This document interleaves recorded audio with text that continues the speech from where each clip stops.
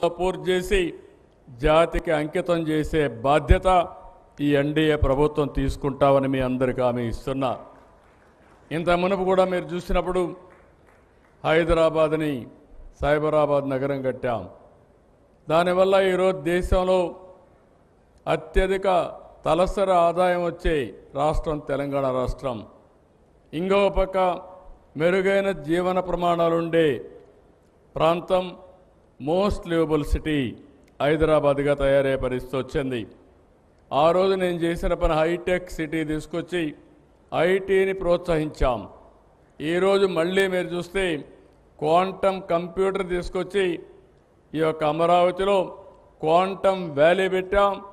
దీంతో ఈరోజు గూగుల్ అయితే ఏఐ హబ్ కింద చరిత్రలో ఎప్పుడూ రానంత పెట్టుబడి $15 బిలియన్ వచ్చిందంటే అది ఈ ప్రభుత్వం పైన ఉండే నమ్మకం, విశ్వాసం. కొంతమందికి అర్థం కాని వ్యక్తులు ఇష్టానుసారంగా మాట్లాడుతున్నారు. అంటే వాళ్ళకి రాజకీయం తప్ప రాజకీయ మూర్ఖత్వం అంటున్నాను నేను. అలాంటి వ్యక్తులు ఎప్పుడు కూడా బాగుపడరు. వాళ్ళు మాట్లాడుతున్నారు. కానీ ఈరోజు ఒకటే చెప్తున్నాను, ఆ రోజు హైటెక్ సిటీ పెట్టి ఐటీని ప్రమోట్ చేస్తే 25 సంవత్సరాల్లో తెలుగు వారు ఎక్కడికి పోయినా హైయెస్ట్ పర్ క్యాపిటా ఇన్కమ్ సాధించారు.